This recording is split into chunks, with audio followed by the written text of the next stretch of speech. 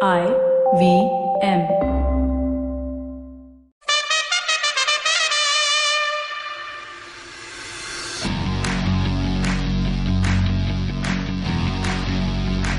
Welcome to another midweek special episode of the Edges and Sledges Cricket Podcast. This actually might be our final one. We may do one next week, but we're at that stage. We're in, as the commentators like to call it, the business end of the IPL. I'm your host for this week, Ashwin. I'm joined by DJ. DJ, I know there's a lot going on in the world, obviously, in the US definitely, in the UK as well. I know you guys are about to go back into lockdown, so it's been a hectic week, but how excited are you? At the time of recording this, we are 16 hours away from Delhi playing a playoff match. Not just any playoff match, but the qualifier, like the first versus second playoff match. But how are you doing in general, DJ?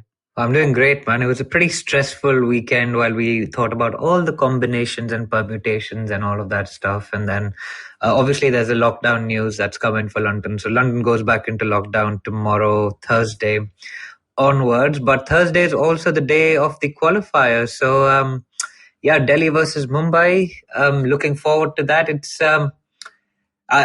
I think we've been talking about this, but after the 10th of this month, I think we're really going to struggle to work out what we're going to do without the IPL on our screens. But until then, man, the party continues. Absolutely. So just as you said, we last left you, if you listened to the last episode, it was after the first match on Sunday. So Punjab was officially knocked out by the CSK. KKR had to win KKR versus Rajasthan Royals was happening, and the winner would stay alive. So obviously at this point, no suspense, no surprises. We know who the four teams are in the playoffs. Mumbai Indians qualified with 18.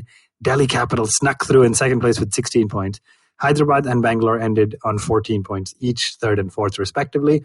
And then the KKR came up short by 0.4 on net run rate. So they ended on 14 points as well, but ended just behind the Royal Challengers Bangalore. So let's quickly talk about the KKR. I would like to object, Ashwin, to the use of the term snuck through. The Delhi Capitals were clinical against in our final game. You're right. I think about it as snuck through because of 4 losses in a row. But RCB had 4 losses in a row as well. But fair. Objection sustained, or whatever it is you guys say, lawyers. So. Is that correct? Did I use that right? Yeah, objection sustained. There you go. All right, learn from the movies. But KKR showed up needing to really win big needing to win against the Rajasthan Royals. The magnitude was sort of irrelevant at this point, but they come out, make 191. Usual tale. Gill looks good. Tripathi looked good. Nitish Rana fell a little short. Narayan both also fell short, both making ducks. And then Captain Morgan, phenomenal, made 68 of 35. What looked like KKR was going to fall short, they made a good total of 191. And then I'm not going to go through it much. I mean, the bowlers looked great. Pat Cummins, phenomenal spell, 4 for 34. Ended up, getting the Rajasthan Royals out for 131.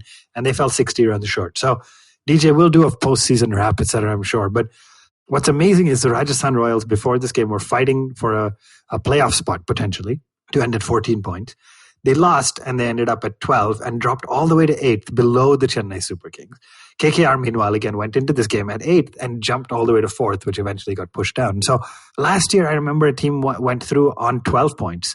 This year, a team with 14 ended up in 5th and didn't make it through. So overall, kind of remarks on Rajasthan, like it felt like they had a good season in parts, but ending at 12 and 8, does that feel like the fair result? Is like what I'm asking you? Yeah, it's a bit of a tough one for them to swallow, but they have been on the edge of the precipice for a long time, man. I mean, they've had a lot of must-win games.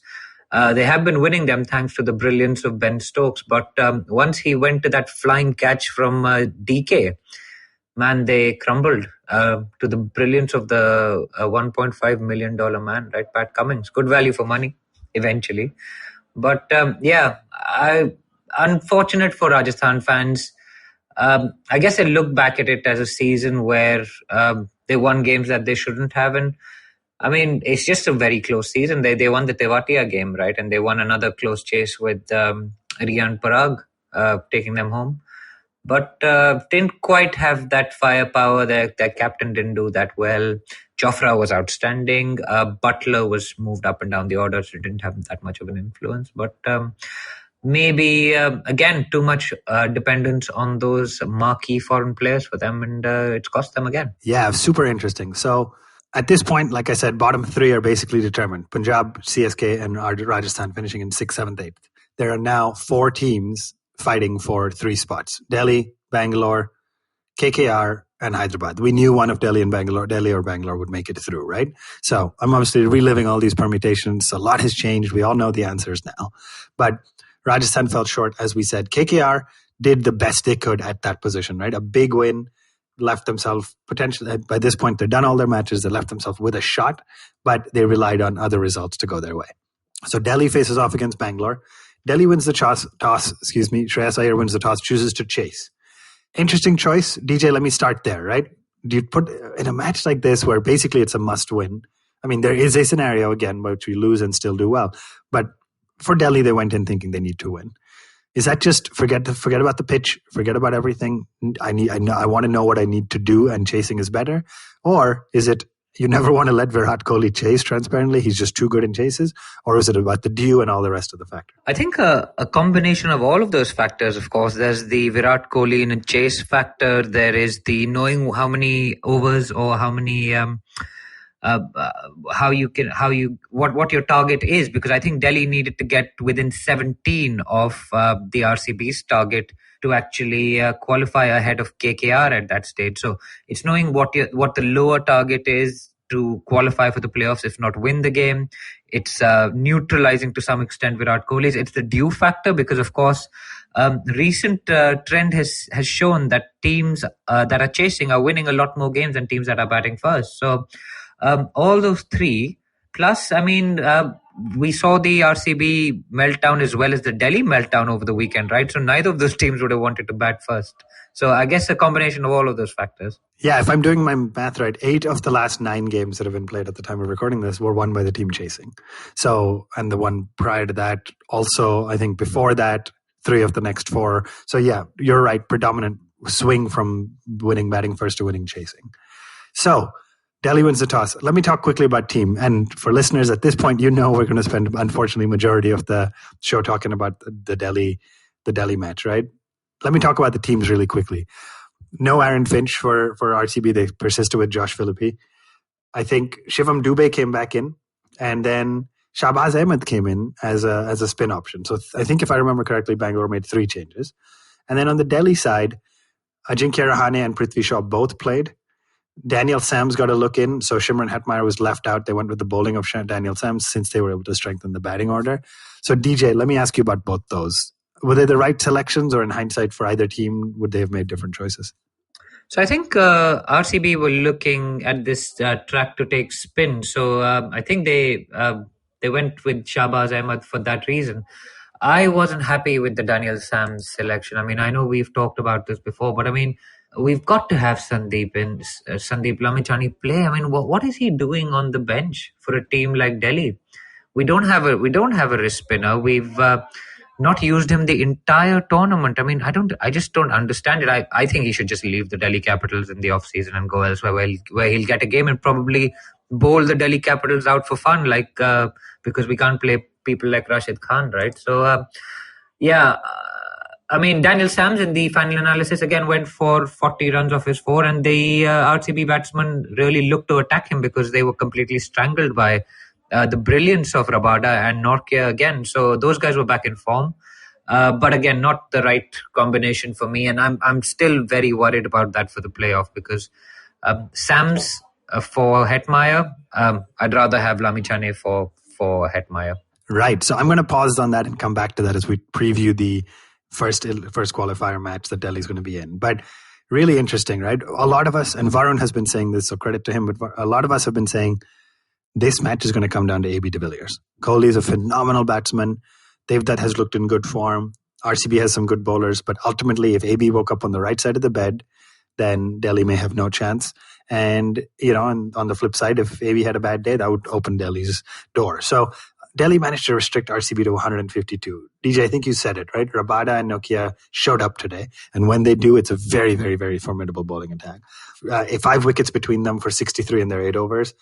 Ashwin and Aksar also showed up well, right? Just the 1 wicket, but I've said this before, they've both been really tight in those middle overs. Between the 2 of them, they gave just 48 runs in their 8 overs at an economy of 6 combined. Daniel Sams, again, we've said from the beginning that 5th bowler seems to be the weak link. DJ, I'll come back to you, but hold on the thought for Lamichhane.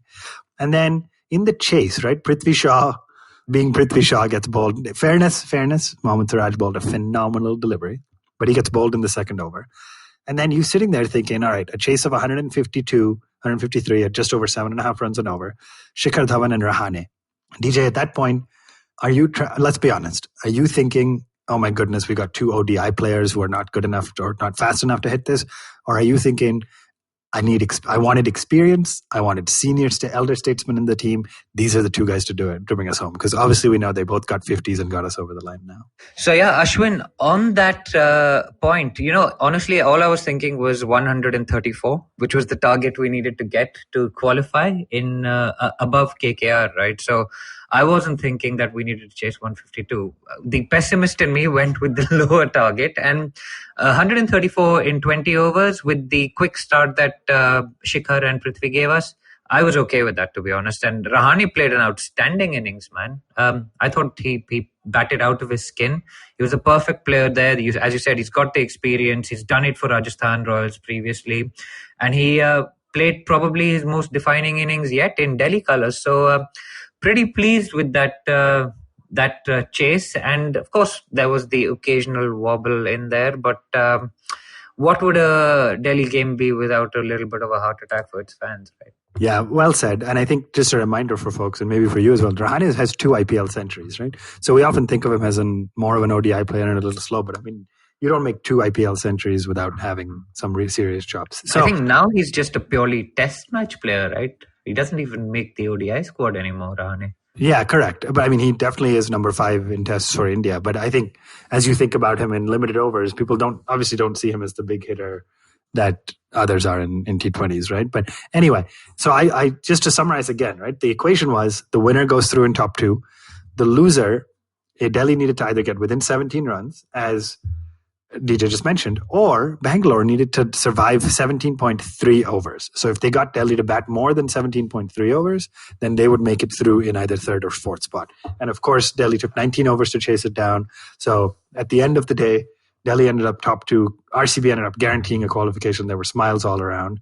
DJ, there was some conversation about a couple of things. One, obviously the KKR fans were a little bit annoyed, like, hey, Delhi should have been able to finish it sooner. Do you think there's any element of, not rushing too much because they didn't have to? Question 1. And then question 2, Kohli mentioned that he didn't actually know about that 17.3 over restriction until midway through the 11th in a drinks break or so. Do you believe that? Do you think that's the truth, that he was so focused on the win that he didn't know about this 17.3 over restriction? So I genuinely think that's a bit of gamesmanship from Virat Kohli there. These guys go out there with all the information they need to have, right? And he was bowling Chahal, made sure he bowled him up front as well and got his overs in. And I don't think that was true. But from Delhi's perspective, all they needed was those 2 points. And it didn't matter whether it came in the 16th over or the 20th over. 2 points assured them 2 shots at getting into the final, right? So, yeah, it was a great win for our boys and clinical in some ways. I mean, okay, there was the occasional heart-stopping moment for a Delhi fan, but it was a good result for us. Yeah, well said. So, like I said, at this point, top 2 are determined. RCB is determined as one of the next 2. And then the final game of the group stage, Mumbai versus the Sunrisers Hyderabad. So let's talk about the equation was, if Hyderabad wins, they're through. If KKR wins, if Mumbai wins, KKR through. So Hyderabad win means they get through, and a Hyderabad loss means KKR sitting on the sidelines gets through. DJ, let me ask you a question unrelated to the match directly. But a lot of the conversation was KKR, I don't think KKR should get through. By the way, this is from the pundits, but I don't think KKR should get through because they didn't take fate into their own hands. I don't want a team that's reliant on other results. But I mean, the timing of the match is not KKR's fault, right? If KKR was going to play the last game, then their fate would be in their own hands. So do you think that's an unnecessarily harsh criticism? I think that's fair. That's very unfair, actually, because KKR actually took things into their own hands because they beat the Rajasthan Royals by a massive margin to lift their net run rate and get those 2 points and actually be in contention, right? Because they needed to win by like 81 runs to be above Delhi and RCB at that stage. So I think it was a matter of timing of when the matches took place, and that's not KKR's fault. So I think that's a pretty unfair criticism. They did the best they can in the circumstances, and they gave themselves a real shot. I mean, who would have put money on Hyderabad upsetting Mumbai at that stage, right? I mean, It wasn't a result a lot of people would have backed at, I have to say, over the weekend. Yeah, so interesting. Let's come to that in a second. But I have one more question for you. In the English Premier League soccer, for example, and I know this happens in other sports leagues around the world, the final day of match play, so all 20 teams play at the same time. So there are 10 simultaneous matches going on. And the reason for this is so that you don't get in this position where a team knows exactly what they need to win or to qualify, etc. There's been some discussion about that, and I think it would be really interesting, right? Not great for the broadcasters because there'd be split eyeballs, but do you ever imagine a world where the last game day of the group stage is actually 4 simultaneous matches so that no one team gets an advantage of knowing earlier or later than the other? I think it would be fantastic. I mean, it'd be chaotic trying to watch all and follow all, but I think it'd be great, right? What do you think of that? So is it to prevent fixing games, or for teams actually fixing a result to play another? Well, there's no knockout or playoff phase, right? I guess it's more just the idea that you don't know what's going on in another match. So do you need to, for example, you need to play your best game, I guess. Yeah. So for example, Mumbai, which I'm going to come to next, rested Bumrah and Bolt, right? Now in this case, they had qualified, but it's just the idea that KKR is sitting on the sidelines watching the match versus KKR would have been playing Rajasthan in this situation at the same time as Hyderabad's playing Mumbai. So every team is out there just giving their best. And at the end of all 4 simultaneous matches, you realize who's won. Yeah, but at that stage, I mean, Mumbai would have rested Bumrah and Bolt anyway, having qualified in top spot. So I don't see how that would have actually got them to play their best game. I can see scenarios where it would happen, but I mean, it would also take away from so much of what we love about cricket. I mean, one of my favorite memories, and yours as well, I'm sure, is Sachin's storm in Sharjah, right? And without the context of India having to score that 270 odd, and the revised target in a fewer number of overs to beat New Zealand on net run rate, that whole drama would have never occurred. I mean, Sachin would never have batted like that to get India into the final and then play those knocks in the final. So I think that there is a little bit of interest.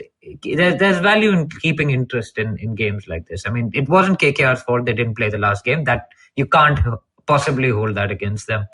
But I mean, at best, I suppose you could have played the RCB Mumbai, the RCB Delhi and the Mumbai Hyderabad game on the same day. But I can't see all 8 teams playing on one day. I mean, it's pointless. The IPL is a spectacle, right? It's meant to attract eyeballs. The EPL runs for 6 months or 7 months or 8 months or whatever it is. We only run for 6 weeks. So every game, although it might get wearing for viewers, unlike us who love every game and watch every game, but I'd quite like it to remain like this. I mean, the last game, and we'll talk about it later, it went down to that game, and what a surprise result we had. So so let's jump in. So Mumbai Indians, I think Warner won the toss, chose to field, similar to what Iyer did, wants to know what they're chasing down. Mumbai, again, rested Bumrah and Bolt, right? There's some schools of thought that said, look, you bowl 4 overs. A fast bowler bowls 12 to 15 up to 17, 18 overs a day in a test match, 10 overs in an ODI. You bowl 4 in a T20. You're playing every 2-3 days. You don't need to be rested. So that's a contentious discussion maybe for another day. But they didn't need to win. They were first comfortably. Rested Bumrah and Bolt, who have been phenomenal for them this season. And the batting Rohit Sharma was back, by the way. So not only became the skipper again, but slotted in as the opener again, which I think was very interesting. And they kept the Saurabh Tiwari as the extra batsman and actually left out Jayant Yadav as a bowler. So a couple of interesting choices there. But as Rohit came out, he failed, unfortunately. Nobody really did too well with the bat. Yadav and Kishan looked good for a little bit, and then Pollard at the end looked really good. But they sort of stumbled their way to 149 with Sandeep Sharma looking really good. But then almost boring. The run chase was so clinical, it almost felt boring. Warner made a magnificent 85 not out. Saha made an excellent 58 not out. None of the bowlers looked good. Krunal got tonked all around the park. James Pattinson, who came in for Bolt, got hit. Rahul Chahar, who's looked good all season, got hit. Dhaval, who came in for Bumrah, actually did pretty well. But I didn't watch much of that chase. It was so clinical, so boring. By the 8th or 9th over, basically you knew that KKR was out, Hyderabad going through, and 17 overs to get through. So let me just ask you, the fair result at the end of the day, Hyderabad has blown hot and cold this season. Bairstow did well, and he came out.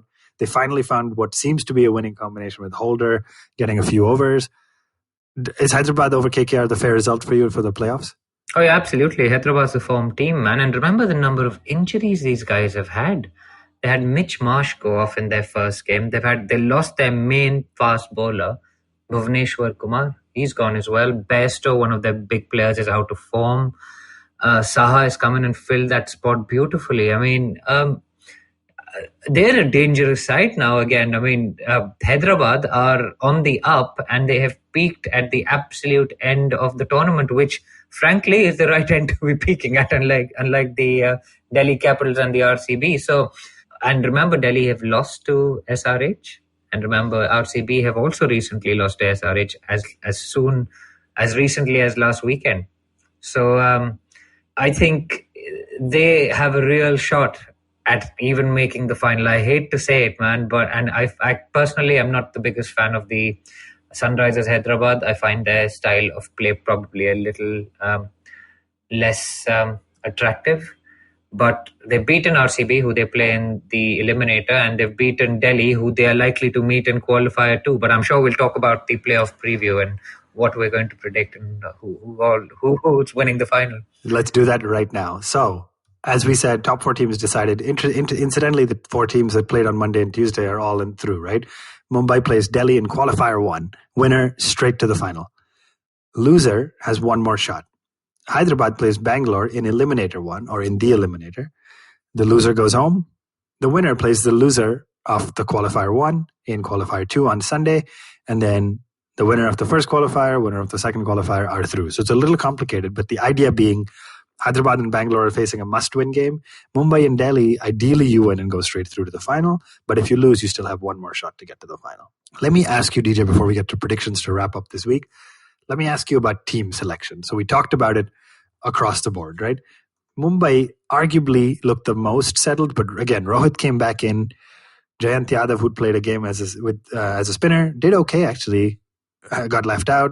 Bumrah and Bolt didn't play. Presumably they'll be back. But what do you do as a team here? Like, by the way, all 4 teams made changes in their last game. So none of the 4 captains on the last league game said we're going unchanged. So what do you think Mumbai's going to do? Let's start there, right? Obviously Dhaval and Pattinson will probably make way for Bumrah and Bolt. But then do you drop Saurabh Tiwari, who hasn't batted at 6 all tournament? He's been batting higher up. What do you do with composition, or do you just minimize the changes just to keep the momentum? So I think they want to minimize the changes because they'll bring Bolt and Bumrah back, of course, and we'd already talked about them resting those 2 players. And you said it was controversial. It makes sense to me. What you don't want is like a Bumrah stepping on the ball in the last game and be out of the playoffs, right? So it was sensible, I thought. But those 2 guys will come back in. Rohit's back at the top of the order. Ishan Kishan has looked in great nick, but I can see Rohit and Quinton carry on. Pollard in great form. Krunal has a good record against Delhi, actually. I was reading somewhere that Krunal has got a good record against DC's batsmen. He's got Rahane out a couple of times, Iyer out once, Rishabh Pant out twice. So, he's actually one of those underrated players that may cause us issues. But Saurabh Tiwari, who's he going to play in place of, I guess, this time? Because Rohit's back, right? So I can see him going out. Well, he played in place of Jayant Yadav, right? So you'd play the same 11 they played, except with Bumrah and Bolt swapped out, right? So what that means, they have Chahar, Bumrah, Bolt, Coulter-Nile, Pollard, and Krunal as your 6 bowling options. Obviously, the question is Hardik fit? I haven't seen the latest on that. I don't know if he's coming back. So lots of questions. Yeah, I think Hardik should be fit. I don't think he was he injured or was he just being rested? No, he was injured, right? He didn't bowl for the last part of the game. He didn't bat. I don't remember what happened. Hardik was out for sure because of an injury, but I don't know if he's coming back or not. Well, I guess we'll find out. So Hardik Pandya says that he's got a chilled out selfie with brother Krunal ahead of the playoffs. They enjoyed some downtime. Yeah. So that might be just it then, right? That's probably it, is that Hardik comes in for Tiwari and then they're back to basically the side they played for the first half. Okay, let's keep tracking. Exactly, the same side other than I would actually play Pattinson instead of Nathan Coulter-Nile, right? Because Coulter-Nile's gone for a few runs and Pattinson is taking wickets. So I would make that change for Mumbai. Interesting. So let's keep going to the other. Hyderabad then, pretty straightforward actually. I don't think Bairstow finds his way back in. What I'm interested in with Hyderabad is they swapped out Abhishek Sharma in the middle order for Priyam Garg. in a 10-wicket victory, Priyam didn't have a role to play. Do you think they swap back to Abhishek? Like, is it fair to drop Priyam despite not having to play a role? Oh, I think it depends on the conditions, right? Where are they playing the eliminator? They're in Abu Dhabi. Yeah, so Abhishek gives them that left arm spin option additionally. So I think batting wise, they're probably at par. So I wouldn't worry too much about it. I think it's okay for him to come back in and gives them that other option with the left arm spinner. Let's go to the other two teams then. Delhi Capitals. I know, goes without saying, you have said we want to play the same 11 we played on the final group game, except Daniel Sams goes out and Sandeep Lamichhane comes in. I think the only question they can be wondering there is, do you want to have 12 overs of spin in Dubai, and knowing that you only have 8 overs of explosive pace with Stoinis kind of being the extra 4? Is that what you would do if you were Delhi Capitals? So I wouldn't worry about spin or pace. Lamichhane is quality T20 bowling. It's like looking at Rashid Khan and saying, okay, he's a spinner. Should we be playing an extra spinner? No, but let's be clear, right? You've got two Indian spinners who justified, Ashwin and Akshar. Yeah. So it's like looking at Rashid and saying, okay, if we play Rashid, then we play an extra Indian quick, which is what Hyderabad does. So here you're saying 3 spinners. It's not specifically about Lamichhane. Yeah, but Hyderabad also has the problem of having these foreign batsmen. And their captain's a foreign batsman. Kane Williamson is foreign as well. We don't have that issue in Delhi. We've got all these Indian batsmen who have played for India, are well experienced. So the question for Delhi is, are they going to put 3 bowlers, foreign bowlers, which they seem to have answered that with yes, with Daniel Sams coming in. But I mean, I don't see Lamichhane being any different from Daniel Sams. In fact, he provides that extra variety which Delhi don't have, that wrist spin variety which Delhi don't have, right? They've got the 2 finger spinners and Marcus Stoinis to back up. But the fast bowling is so explosive with Nokia and Rabada. It's just having good bowlers. I'm not that concerned about what type of bowlers they are. In fact, from my perspective, yes, Sams gives you that left arm option, but Lamichhane gives you that mystery wrist spin option. So if I was the Delhi captain or the coach, I would have played them, but I don't know what Ricky Ponting is thinking. And he hasn't played the whole tournament.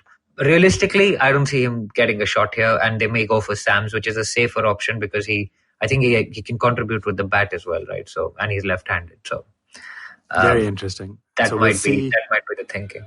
We'll find out in under 16 hours of recording this, which is super exciting. Probably close to when you're listening to this, we'll know what happened. And then really quickly on Bangalore. See, team feels pretty settled, right? At the top of the order. I don't think Finch is coming back in for Philippi, however you say his name. You know, they've played around with that Shivam Dubey spot a little bit. Sundar's pretty settled. Do you think they're going to make any big changes? I know they're going to miss out on Navdeep Saini, who's out with a split webbing. So there's a chance he's back, but it's looking unlikely. So you can never tell with Kohli, right? He may always spring a selection surprise at the last minute. So I'm not even going to try and predict what Kohli is going to do with the with his team. I would just say, just give the gloves to Josh Philippe and let AB bat, because let him focus on being super AB again. Because I know I made him captain of my fantasy team just to jinx him against Delhi, and I made Chahal vice captain, so he didn't take any wickets either. But I'm not sure how long that voodoo will last. Very, very interesting. So here you have it. By the way, I do want to address, obviously, there was a fantastic match this morning, my time, in the Women's T20 Challenge, which is kicked off between 3 teams, Supernovas, Velocity, and Trailblazers. The Supernovas team came up short today against the Velocity, who had a fantastic outing both with ball and bat. We're going to talk more about the Women's T20 Challenge at our full episode at the end of the week. So I just wanted to acknowledge it's great cricket out there. Make sure you watch it. But we'll cover that more in the end of the week episode. DJ, before we wrap up, let's hear it, man. Predictions. Mumbai, Delhi tomorrow. Hyderabad, Bangalore in the Eliminator Friday. What do you think is going to happen? Map out the rest of the IPL. I'm already stressed. Monday was one of the most stressful days this season. I was going to say, before you wrap up, I should say for the record, Monday, when Delhi hit that winning run on the 19th over, it just felt like all 3. We actually got on the phone. You, me, and Varun got on the phone and just kind of let out a yell of relief and just pure joy and satisfaction. It's so bizarre, but we've been Delhi fans for so long that being top 2 was just so exciting. So anyway, it's also I get the IPL somehow seems more stressful than an India game these days, because India is almost assured of wins in most circumstances. I mean, an India knockout game probably as stressful as this one. But yeah, Monday was a very, very stressful day. Also, then Watto retired on Monday, right? Which was a bit sad. So well done to him on having a great career. But yeah, but back to your question. Predictions for MIDC. You know what? I'm okay if we lose to them tomorrow, as long as we beat whoever comes out of the eliminator and beat them in the final. So, but I think we're going to struggle to beat Mumbai tomorrow. They just look too strong. We need a freak occurrence. We need a Pant special or an Iyer special or a Rabada crazy over or a Nokia hat trick or even a Lamichane double wicket maiden or something to just beat Mumbai, because they just keep coming at you, man. If it's not Hardik, it's Krunal. If it's not Krunal, it's Pollard. If it's not Pollard, it's De Kock, it's Rohit, it's Ishan, it's Surya. You're like, wow. It's a bit overwhelming. That was the longest answer I've ever asked. Which I don't think you officially answered. I think, is that an official prediction that Mumbai wins tomorrow? I think so. And then who wins Hyderabad, Bangalore? That one is harder. I think I hate to disappoint all the Bangalore fans who are, I mean, we're the backbenchers, right? So we understand. But Bangalore now are in a downward spiral. They lost their must-win game as well. It's like the same way Hyderabad is on its way up, RCB seem to be on their way down. Really happy that they made the qualifiers for the playoffs for their fans. But momentum, and we've talked about it so much in this tournament, momentum is just against them, and it's with the Sunrisers. So I'm going to back the Sunrisers on that one. And let's keep going. Let's rush through this a little more quickly. Then that means Hyderabad faces Delhi in the second qualifier. Who's taking that? We're going to take that. And so then the final is going to be yet another Delhi Bombay. The fourth one in the season. Fourth one this season. What's it going to be? It's going to be a Delhi win. There you have it. I was just waiting for you to say that. All right. What are you going with? I'm going to predict. Yeah, I'm going to be a little more optimistic, which could be to my detriment. But I actually think, we talk about momentum. Mumbai, yes, it was without Bumrah and Bolt, but they lost by 10 wickets. I think Delhi just needs to show up aggressive early, whether we bat first and just try to, win or make some good runs in the power play, or get one or two early wickets and get into the Mumbai Indian players' heads. So I think Delhi can win. They can upset in the eliminator or the qualifier one. I think RCB is also going to upset in Hyderabad in qualifier 2. So it's going to be Delhi through to the finals, Mumbai and Bangalore facing off in qualifier 2. I hate this. My heart wants RCB to make the finals, but I think Mumbai will find their form and come good to the finals, but then Delhi's going to take it home. So we have the same final result, but a different path to get there. Okay. Well, let's hope we're right. Because there you have it. Yeah. I mean, imagine if we're sitting on Sunday with Delhi out. Delhi could be out on Sunday. I mean, this is also wishful predictions, right? Let's be clear. We know that there's a very real risk Delhi could lose tomorrow and be out Sunday, but I'm predicting what I want to happen, and we'll will the universe to let it go happen. So there you have it, guys. That brings us to a wrap of this week's midweek episode. Thank you, as always, for joining us. Thank you for persisting with us all the way through this IPL, when we are clearly slightly biased towards one team who happens to have now made it. But we love putting out these episodes. As always, engage with us on Facebook, Twitter, Instagram at One Tip One Hand, or you can check out our Discord, which is just fantastic. Outstanding chats during the games. It's never too late to join. We will be back at the end of the week where we do a full episode, including a fantasy league update, which is, I'm still winning among the three of us, but still not looking so good for me in the broader scheme. And that brings us to the end of this. So thanks for tuning in. Good luck to all your teams who are in the knockout stages of the IPL, and we'll see you in a few days' time.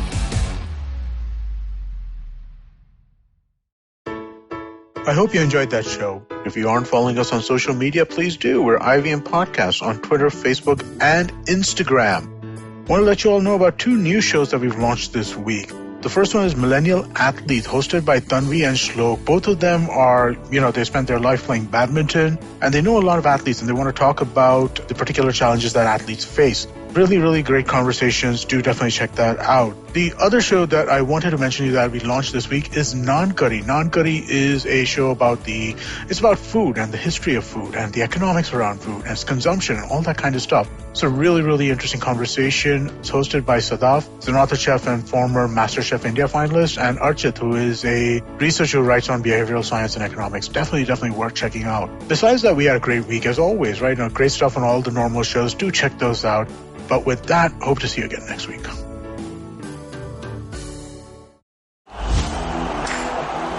The year has changed. The sphere has changed.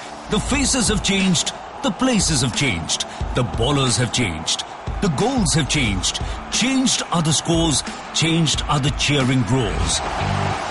Cricket has changed.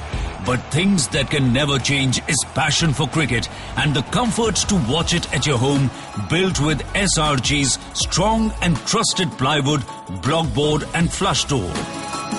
SRG Ply and Boards, with you since 1895. To know more about us, visit our website on www.srgroupindia.com.